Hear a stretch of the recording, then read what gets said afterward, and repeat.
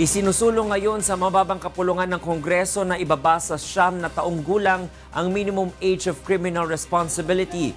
Ibig sabihin, pananagutin na sa nagawang krimen ang mga batang edad 9 na taong gulang pataas. Tutol dito ang ilang grupo na naniniwalang biktima din lamang ang mga batang nagagamit sa krimen at mga iligal na gawain. Ito ang balita ni Grace Cassie. Ipinasa ng House Committee on Justice ang panukalang batas na naglalayong ibaba sa 9 years old ang minimum age ng criminal responsibility sa bansa. Kapag ito ay nais sa batas, lahat ng batang 9 na taong gulang na makakagawa ng krimen ay maaari ng panagutin sa batas. Inaamyendahan nito ang Republic Act No. 10630 o ang Juvenile Justice and Welfare System Act, kung saan ibabalik muli sa 9 na taong gulang ang age of criminal responsibility mula sa kasalukuyang 15 taong gulang. Ayon kay House Committee on Justice Chairman Doy De Achon, panahon na para gawin ito dahil tumataas ang bilang ng mga krimen na kinasasangkutan ng mga bata base umano sa datos na ibinigay sa kanila ng Philippine National Police. Sa ilalim ng panukalang batas, hindi ikukulong sa isang regular na kulungan ang 9 na taon hanggang 17 taong gulang na nakagawa ng krimen. Sila ay dadalhin sa Bahay Pag-asa para isailalim sa rehabilitasyon. At kapag sila ay nakagawa ng mabibigat na krimen gaya ng murder, parricide, infanticide, serious illegal detention, carnapping at paglabag sa Dangerous Drugs Act at nahatulan ng guilty, ay dadalhin sila sa isang agricultural camp. Pero pagsapit nila ng 25 taong gulang, kailangan silang palayain na kumpleto man nila o hindi ang kanilang sintensya. Gagawin umanong confidential ang identity ng mga minor na edad na masasangkot sa krimen. Hindi pang-aapi sa bata. In fact, pag-reform. Kasi anong gagawin natin sa mga bata na ginagamit? Mariin namang tumutol sa panukalang batas na ito ang mga grupong nagsusulong ng karapatan at proteksyon ng mga kabataan. Anila hindi dapat ang mga bata at minor de edad ang dapat sisihin at parusahan sa mga krimeng nangyayari sa bansa. Mga sindikato bababa lang, pupunta sila sa 8, 7, 6 years old. At ang susunod na hakbang ba ng Kongreso ay habulin din yung 6, 7 years, 8 years old? Ang habulin niyo po ay mga sindikato, hindi po ang mga bata. Tutol din ang Commission on Human Rights sa panukalang ito. Sa isang pahayag, sinabi ni CHR spokesperson Attorney Jacqueline De Guia, lumagda ang Pilipinas sa United Nations Convention on the Rights of the Child, kaya obligasyon ng pamahalaan na protektahan ang mga kabataan. Si Akbayan Party List Representative Tom Villarin, isa rin sa mga kongresistang tumututol dito dahil walaan niya itong sapat na basihan at minadali ang pagpasa nito. The Justice Committee's haste to have this bill passed without scientific, evidence-based, and factual basis shows how Congress has turned into a bully. Samantala, sang-ayon naman ang Malacanang na ibaba ang age of criminal responsibility bagaman walang tinutukoy na partikular na edad si Pangulong Rodrigo Duterte. Dapat din anyang mapalagot sa batas sa mga magulang na nagpapabaya sa kanilang mga anak na masangkot sa mga krimen at magamit ng mga masasamang loob. The President did not say naman na particular na, wala siyang sinasabi, just lower it, depending nga sa discernment yun. Kahit na 9, kung may discernment, may problema ka na. Sa datos ng House Committee on Justice, ilang bansa sa mundo ang nagpapatupad na rin ng minimum age of criminal responsibility mula 6 hanggang 10 taong gulang. Ang estado ng South Carolina sa Amerika ang may pinakamababa sa edad na 6 na taong gulang, habang ang Brunei, India, Myanmar, Singapore at Thailand ay maaari ng panagutin sa krimen ang mga batang 7 taong gulang. Grace Cassin, UNTV News and Rescue, House of Representatives. Sisimulan na rin bukas ng Senado ang pagdinig sa kanilang bersyon ng panukalang ibaba ang age of criminal responsibility. Ngunit para kay Senate President Tito Soto III, dapat ay hanggang 12 anyos lamang ito at hindi 9 years old batay sa bersyon ng Kamara. Ito ang balita ni Joan Nano. Tatalakayin na bukas ng Senate Committee on Justice ang panukalang ibaba ang age of criminal responsibility o ang pag-amyenda sa Republic Act No. 9344 o ang Juvenile Justice Act of 2006. Sa kasalukuyan, hindi maaaring panagutin sa nagawang krimen ang mga batang may edad 15 taon pababa. Setyembre noong nakaraang taon, inihain ni Senate President Tito Soto III ang Senate Bill No. 2026 na layong baguhin ang age of criminal responsibility. Yung proposal ko, medyo magkakaroon lang kami ng debate dyan, I'm sure, dahil ang chairman ng Committee on Justice Senator Gordo, ang gusto 9. What do you think about the 9 years old? Baka sumobra. Baka siguro, worst comes to worst, baka pumayag ako sa 11. Sabi ni Soto, dahil ito sa lumalalang sitwasyon sa kasalukuyan kung saan maraming mga kabataan ang nasasangkot o nagagamit sa iba't ibang uri ng krimen. Sa datos ng Philippine National Police, halos 15,000 kabataan edad 12 hanggang 14 anyos ang nasasangkot sa krimen noong 2014. Bumaba ito sa mahigit 11,000 ng sumunod na mga taon at higit 10,000 na lamang noong 2017. Pinakamarami sa mga ito ang pagnanakaw at may mga iba ring nasangkot sa iligal na droga at panggagahasa. Pinagbatayan din ni Soto ang pag-aaral ng Child Rights International Network kung saan ang minimum age ng criminal responsibility sa Asia at Africa ay 11 anyos habang 13 years old naman sa Amerika at Europa. Pero hindi naman aniya isasama sa ordinaryong kulungan ang mga kabataan, sa halip ay ilalagay ang mga ito sa bahay pag-asa. Sabi naman ni Justice Committee Chair Senator Richard Gordon, posibleng pumayag siya na limitahan lamang ito sa 12 anyos depende sa mapag-uusapan ng mga senador. I plead guilty. I'd like to say that I'd like to take a second look at it again. Maybe bring it down to originally 9 years old or 12 years old. Sabi pa ni Gordon, gagawin nilang prioridad ang pagpasa sa panukalang batas na ito. Joanano, UNTV News and Rescue, Senate of the Philippines. Tutol ang senatorial aspirant at former dean ng De La Salle College of Law na si Attorney Jose Manuel Jocno sa panukalang ibaba sa 9 na taong gulang ang age of criminal responsibility. Samantala, reforma sa sistema ng hustisya sa bansa ang pangunahing tututukan ni Attorney Jocno sakaling manalong senador sa 2019 midterm elections. Ito ang balita ni Roderick Mendoza. Hindi sang-ayon ang senatorial aspirant at dating law dean ng De La Salle University na si Attorney Jose Manuel Jocno na ibaba sa 9 na taong gulang ang age of criminal responsibility. Sinabi ni Jocno na nakalagda ang bansa sa United Nations Convention on the Rights of the Child kung saan nakasaad na bawal ang marahas na parusa sa mga bata. Bawal silang ikulong na kasama ng matatanda at bawal silang sentensyahan ng kamatayan o habang buhay na pagkakabilanggo. Pumayag tayo doon sa treaty na nakalagay ay hindi natin pwedeng ibaba below 12 years old ang age of criminal responsibility. Sabi pa ni Jocno na kilalang human rights lawyer, hindi dapat parusahan ang mga batang nagagamit lamang sa paggawa ng krimen. So ang dapat may pananagutan dyan ay hindi yung mga bata. Ang dapat may pananagutan dyan ay yung mga sindikatong kumukuha sa kanila. At yung mga magulang, siguro na pinapabayaan yung kanilang mga anak. So yung penalties ay hindi dapat ang dapat hindi bibigyan ng penalty, hindi yung mga bata. Ang bibigyan ng penalty, yung mga sindikato at yung mga may responsibilidad sa kanila na pinapabayaan sila. Reforma sa sistema ng hustisya sa bansa ang pangunahing tututukan ni Jocno sakaling manalong senador sa parating na halalan. Sabi niya, ang baluktot na hustisya sa bansa ang pinakamalaking hadlang sa pag-angat ng buhay ng mga Pilipino. Tanong ni Jocno, paanong aasenso kung hindi na pananagot ang mga magnanakaw sa pera ng gobyerno? Naalaman ko na hindi na sapat yung pinaglalaban ko sa loob ng arena ng hukuman.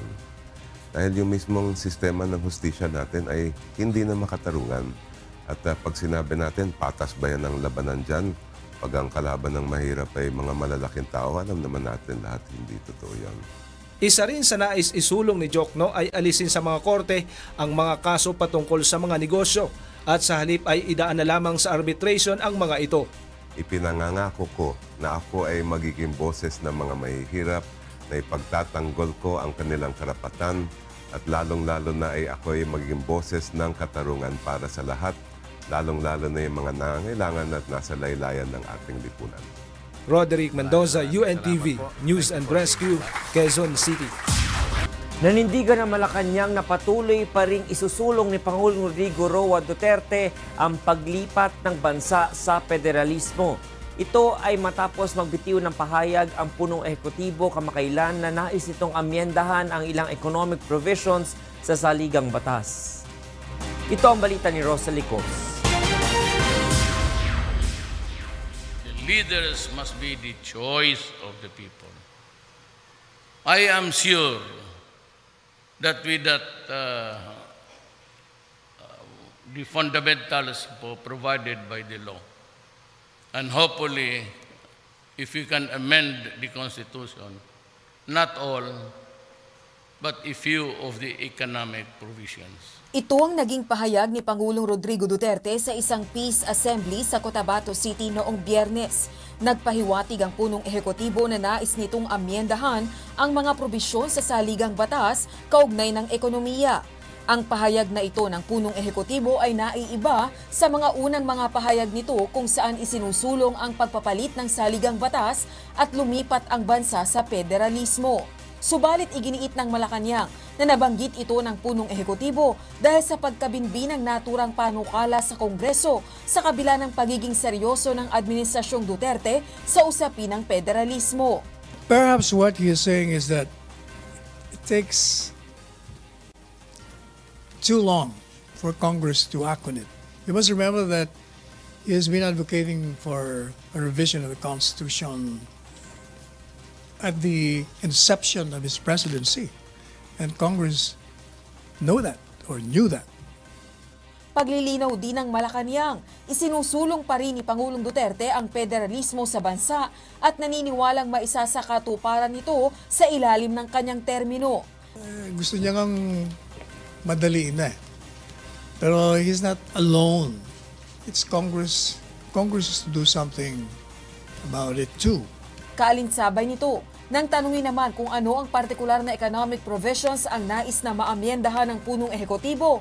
Ayon sa Malacanang, ito ay ang pagpasok sa bansa ng mga foreign investment. Partikular na ang pagbawas sa maraming restrictions kaugnay dito. Rosa Licoz, UNTV News and Rescue. Matagumpay na naidepensa ni Senator Manny Pacquiao ang kanyang WBA welterweight belt laban sa American boxer na si Adrian Broner. Pinatunayan ng 40-year-old fighting senator na kaya pa niyang lumaban at makipagsabayan sa mga batang boksingero. Ito ang balita ni Kath Canlas.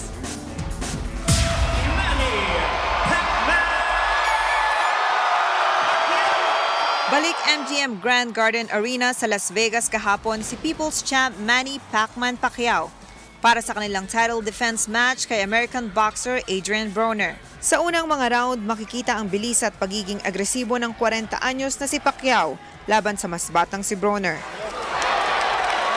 Sa round 7, kitang-kita na nasakta ng left cross ni Pacman si Broner na napasandal pa sa lubid at tila na alog ang tuhod.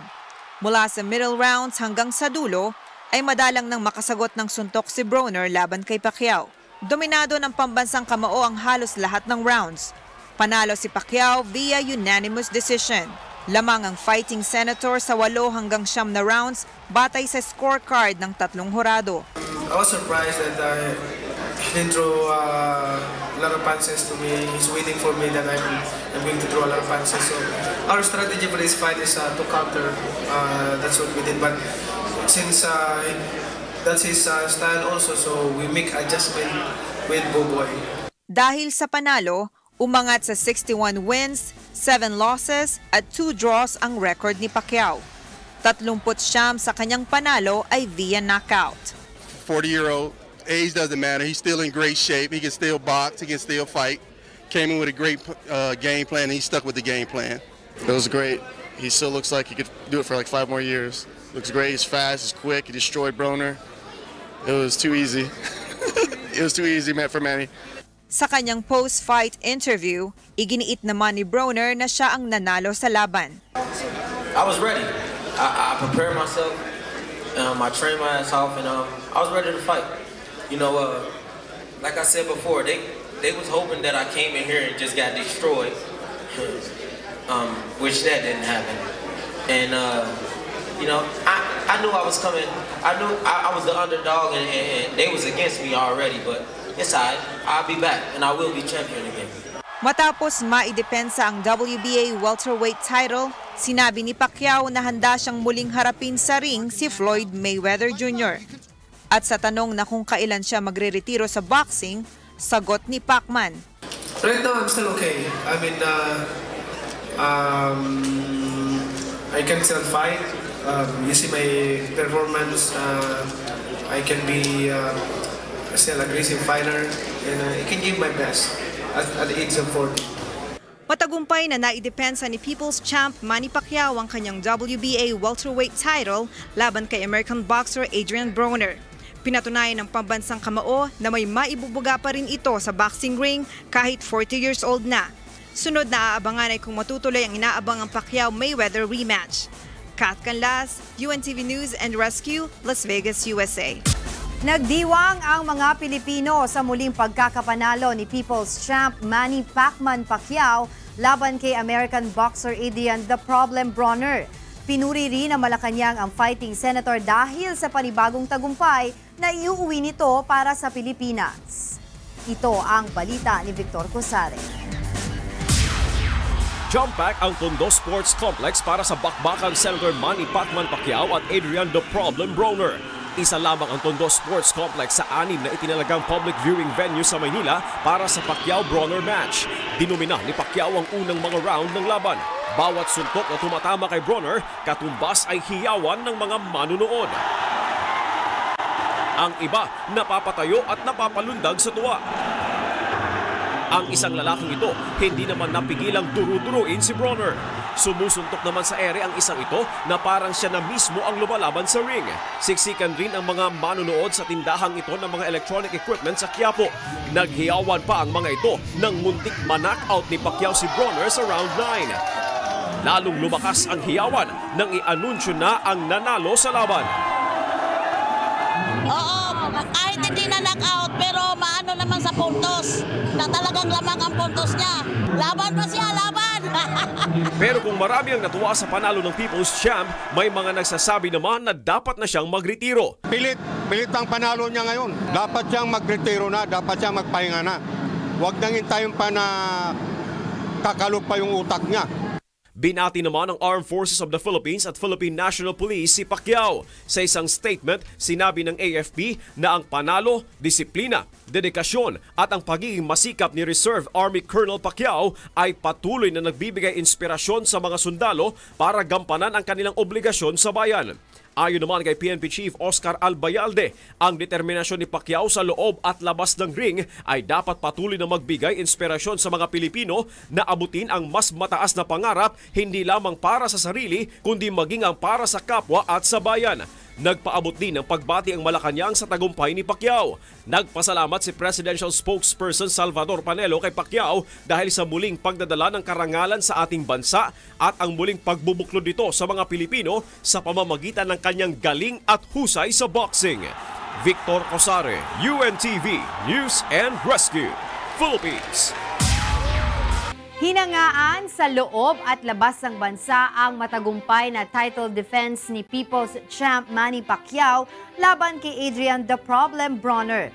At kasabay nito, nagsulputan naman sa social media ang ilang nakatutuwang memes ng Pacquiao-Broner match. Ito ang balita ni JL Asayo.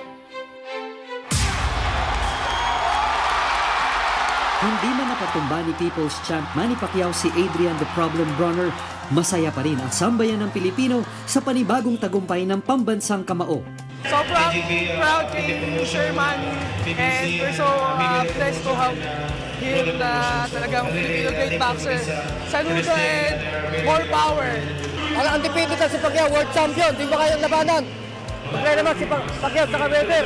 Talo ko na Mayweather. Sunod, papapagsakan na Pacquiao. Bago ang laban, kumpiyansa si Broner na matatalo niya si Pacquiao dahil mas bata siya ng 11 taon kumpara sa fighting senator. Subalit sa kanilang pagharap sa boxing ring, tila si Broner ang hindi makasabay sa bilis ni Pacquiao. Matapos ang matagumpay na laban, naglabasan naman ang iba't ibang nakakatuwang memes sa social media. Ang post na ito hindi nagpahuli sa nauusong 10-year challenge na ipinapakita umano ang 2009 na itsura ni Broner at ang tila pagbabago ng anyo nito ngayong 2019 na ipinapakita naman ang host ng Miss Universe na si Steve Harvey. Ang isang Twitter post naman na ito ay hango sa kontrobersyal na palabas na Bird Box dahil sa piling sa mata ni Broner habang sumablay ang suntok nito kay Pacman.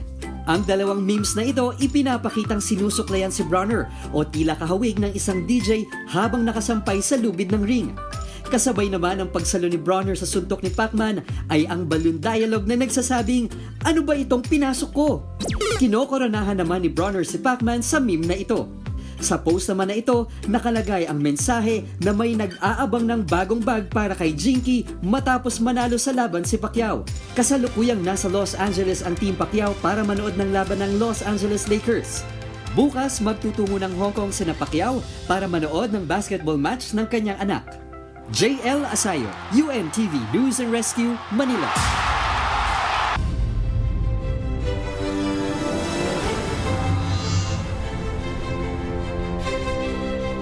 Nagsagawa naman ng mock elections ng Commission on Elections o COMELEC noong Sabado kaugnay na magaganap na halalan sa Mayo. Ilang problema ang nakita ng COMELEC kabilang ang mga nawawalang pangalan ng botante at hindi agad makapag-transmit ng resulta ng halalan ang ilang presinto. Ito ang balita ni Mirasol Abogadil.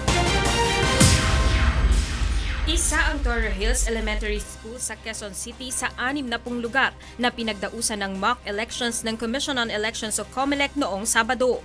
Isinagawa ito upang masubok ang sistemang gagamitin ng poll body sa May 13 midterm elections.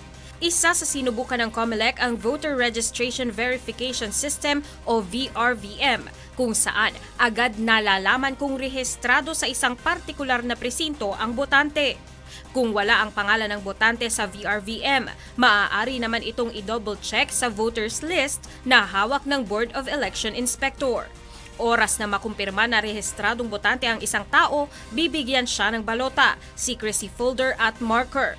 Paalala ng COMELEC, kailangan na i-shade ng buo ang oval sa tabi ng pangalan ng napiling kandidato o party list upang masiguro na mabibilang ang boto.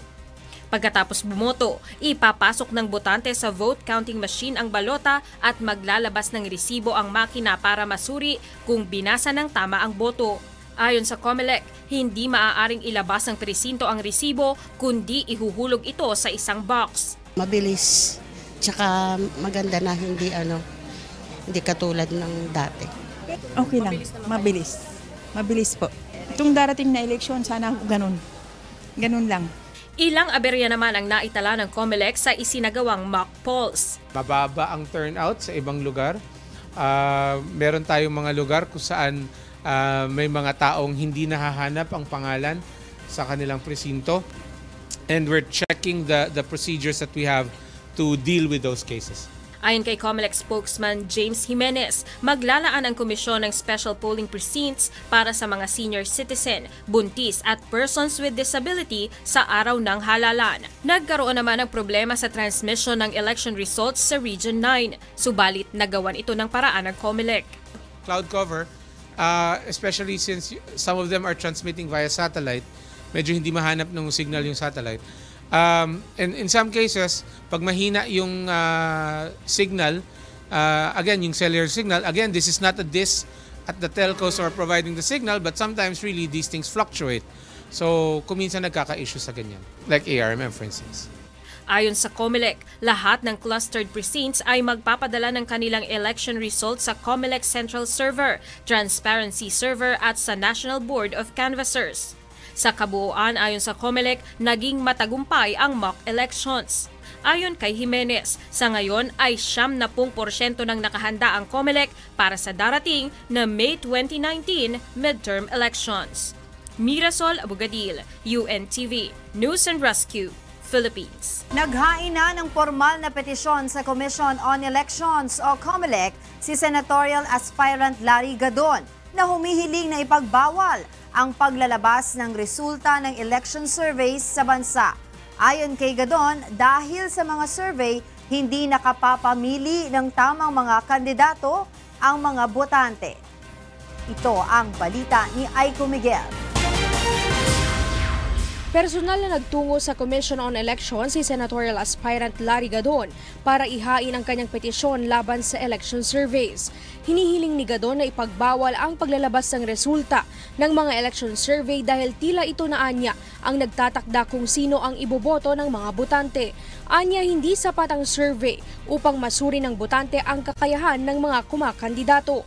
To stop Pulse Asia and SWS from publishing mind conditioning surveys which are all being done for the purpose of manipulating the minds of our voters. They will now be sending summons to SWS and Pulse Asia for them to file an answer to the petition. And it will be up to the COMELEC also to schedule the necessary hearings. Kumpiyansa naman si Gadon na mananalo sa senatorial race kahit mababa ang kanyang rating sa mga survey.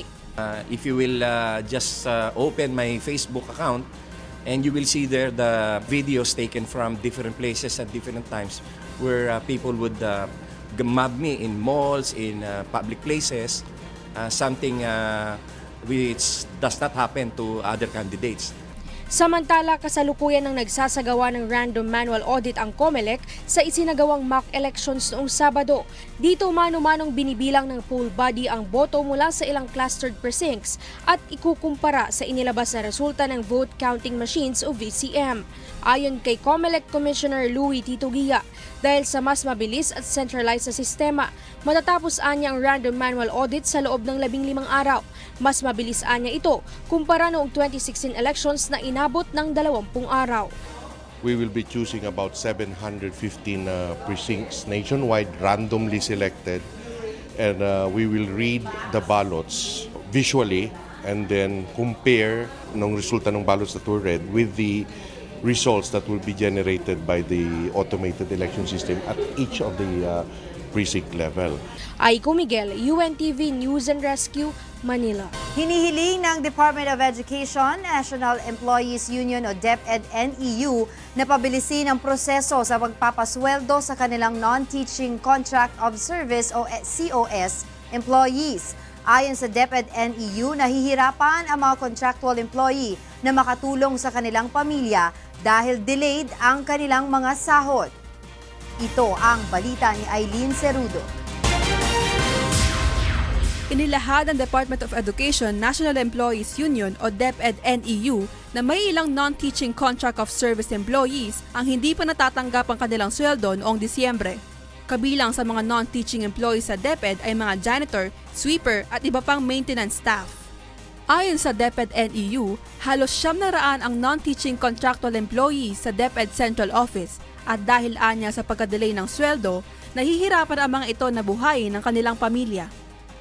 Nangungutang sila, yung iba nag-a-absent, kasi siyempre walang pamasahe. Dagdag pa ni Atty. Domingo Alidon, presidente ng DepEd-NEU, mabagal ang proseso ng pagpapasweldo sa mga non-teaching COS employees kaya nagkakaroon ng mga delay. Out of one voucher, 20 of them or 100 of them, isang nagka-problema, ibabalik yung buong voucher dahil may isang tao na may problema. Suwestyon naman ng kagawaran, hindi na kailangan ibalik pa ang buong voucher kung may problema sa sweldo ng iisang empleyado. Ngunit nais ang DepEd-NEU na magkaroon ng disbursing officer upang mas pabilisin ang proseso ng pagpapasweldo at maiwasan na ang pagkadelay sa pagbibigay nito. Isa na lang ang kukuha ng cheque and then may payroll, pumila na kayo, bayad. Kaysa naman yung mahabang proseso na bawat isa ay isang voucher, no? Ayon sa DepEd, naaksyonan na ang issue at nabigay na sa mga empleyado ang mga delayed na sweldo. Aileen Cerudo, UNTV, News and Rescue. Tiniyak ng energy sector na sapat ang supply ng kuryente sa bansa para sa darating na midterm election sa Mayo. Bumuo naman ng task force ang mga electric cooperatives sa Mindanao upang mapaghandaan ang darating na halalan. Ito ang balita ni Monokson. Hindi masyadong problema ngayong taon ang supply ng kuryente lalo na sa darating na midterm election sa Mayo. Ayon sa National Electrification Administration, sapat ang supply ng kuryente sa buong bansa lalo na sa mga probinsya. Lalo na't ipinagbawal na rin ang pagsasagawa ng maintenance shutdown ng mga power plants sa araw ng eleksyon. There are actually nil or minimal issues in terms of supply. May supply naman tayo. Mindanao has ample supply already. Visayas, wala tayong problema considering it's connected to the grid. The SPAG areas have their own power supply. Ngayong araw, sobra-sobra ang reserbang kuryente sa Luzon at Mindanao na umaabot sa mahigit 1,000 megawatts at mahigit 200 megawatts sa Visayas. Sa mga datos na ito, ipinapakita lamang na sapat ang energy supply sa bansa.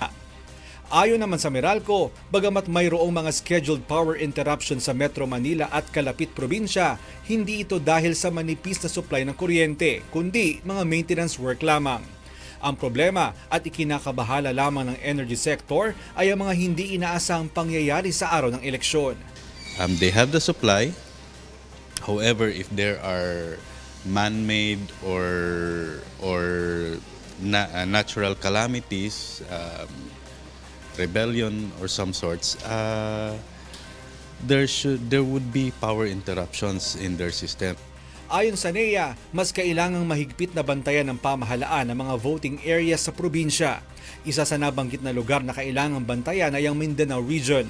Ilang electric cooperative sa Mindanao ay bumuo na ng task force upang mapaghandaan ang darating na halalan. Ayon sa NEA, wala pa namang natatanggap na banta ng pananabotahe ang mga kooperatiba sa mga probinsya para sa midterm polls. Mon Hocson, UNTV News and Rescue, Taguig City. Sa ika-4 na sunod na linggo ngayong buwan ay muling tataas ang presyo ng mga produktong petrolyo ayon sa oil industry players. 30 hanggang 40 centavos ang posibleng madagdag sa halaga kada litro ng diesel. 10 hanggang 20 centavos naman sa kerosene at posible namang walang maging paggalaw sa halaga ng gasolina o madadagdagan ito ng 10 centavos. Ang oil price hike ay dahil pa rin sa paggalaw ng presyo ng langis sa international market. Binigyan na ng pamahalaan ng karagdagang pondo ang Department of Environment and Natural Resources para sa pagpapatuloy ng rehabilitasyon ng Boracay ngayong taon. Ito ang balita ni Vincent Arboleda. Kapin sa 112 milyones pesos ang kabilugan nga pondo ang ginhatag sang gobyerno sa Department of Environment and Natural Resources para sa pagpadayon sang rehabilitasyon sa isla sang Boracay. Lakip na dali ang pag-monitor sang water quality ug polusyon sa isla, implementasyon sa mga key result areas sang rehab kag ang ng recovery sang forest kag wetland sang isla. Continuation pa rin ito nung nakaraang phase 1, but this time mas maganda because may mga pondo na ang iba't ibang department. Unlike before na bigla kasi April ay sinara. Abril 26, 2018 sanggin pasara ni Presidente Rodrigo Duterte ang Boracay sa mga turista agud matigayon sang husto ang rehabilitasyon sa isla. Kagbangod sa gulpiyada ang pagpasara sa isla, nagtuga ini sang pila ka problema sa pondo sang pila ka ahensya sang gobyerno, rason nga nagkadili ang pila ka proyekto kag bulig sa mga apektado sang Boracay closure. Sa piyak sini, on schedule nga ginbuksan liwat ang isla sa mga turista sadtong October 26, 2018 pagkatapos ang 6-month closure. Samtang bukas na sa mga local and foreign tourists ang Boracay, padayon sa gihapon ang ginaubrang rehabilitasyon sa isla. So mayroon pa kaming 1 year, 4 months itong task force. So along the way, kung may magkukulang mga ito, we can still ask funding. Isa sa mga pagatutukan sang DNR subong nga tuig ang recovery sa mga forest kag wetland sa isla. Magatukod man sa isa ka Boracay Interagency Rehabilitation Management Group ang gobyerno sa pagpanguna sang DNR nga magabulo sa task force sa pag-manage sa rehabilitasyon sang Boracay umpisa subong nga tuig. Vincent Arboleda, UNTV Balita kag Pagtabang, Boracay. Mahigpit na laban ang nasaksihan sa double-header quarter-final match ng UNTV Cup Season 7 kahapon. Kapwa na uwi sa overtime ang dalawang laban, subalit sa huli ay naiuwi ng PITC Global Traders ang NHA Builders ang panalo. Ito ang balita ni Bernardadis.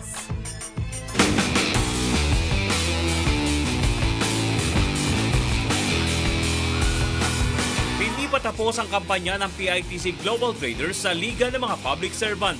Nanganganib na sanang matanggal ang Global Traders sakaling natalo sila sa Malacanang PSC Camao kahapon sa pagpapatuloy ng quarterfinals ng UNTV Cup Season 7.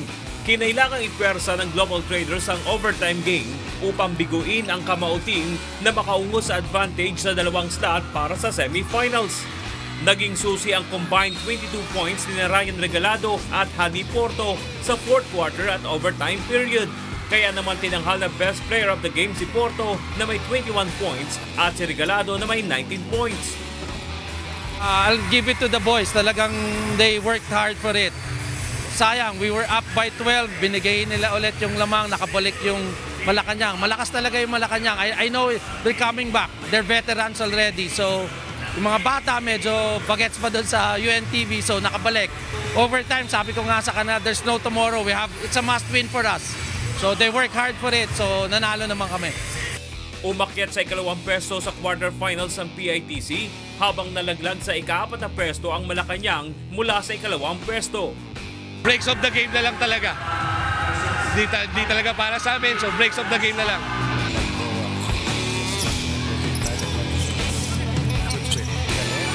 Umabot rin sa overtime game ang dikdikang sagupaan ng Senate Defenders at NHA Builders sa second game kahapon. Tinalo ng NHA ang Senate sa score na 89-82.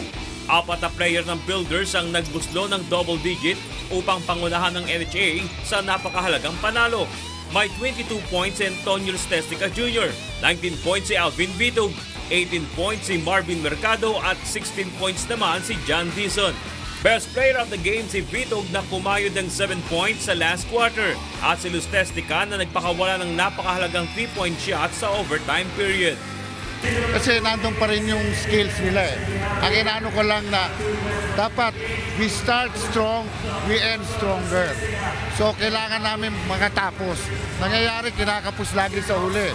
So yung intensity nawawala, nag-overconfidence. So yun ang binabawasan natin. Modesty aside, no?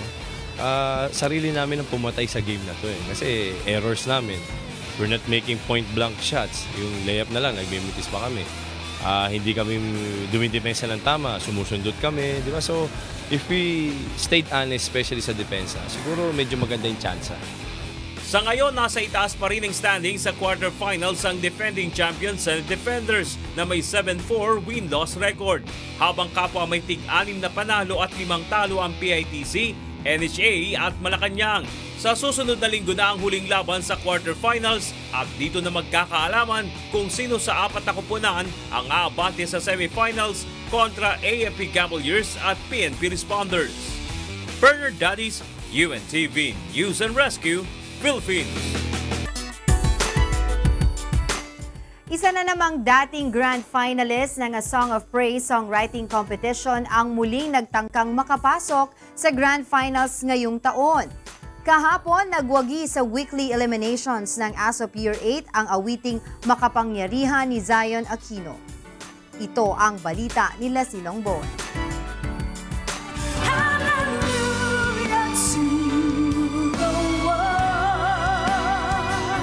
Ang awiting Hallelujah to the One ay ang unang komposisyon ni Zion Aquino na nakapasok sa Grand Finals ng A Song of Praise Music Festival.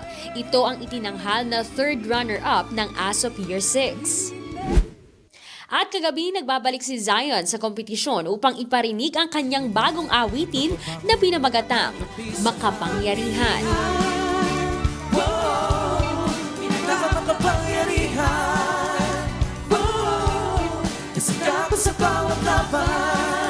Nakuha ng awit ang atensyon ng mga hurado at itinanghal ng weekly winner kagabi. Zion, ang ganda ng kanta mo. Batang-bata ang dating talaga. It's very hip. I mean, it's very, and parang it's really perfect.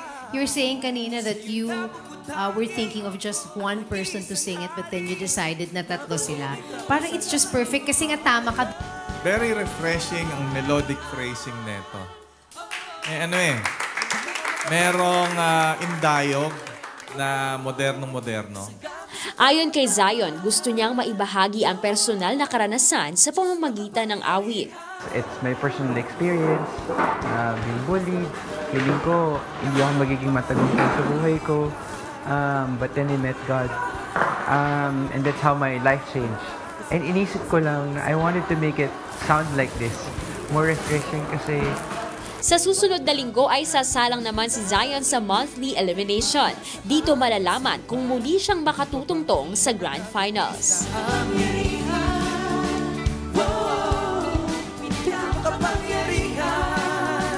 Leslie Longbon, UNTV News and Rescue, Philippines.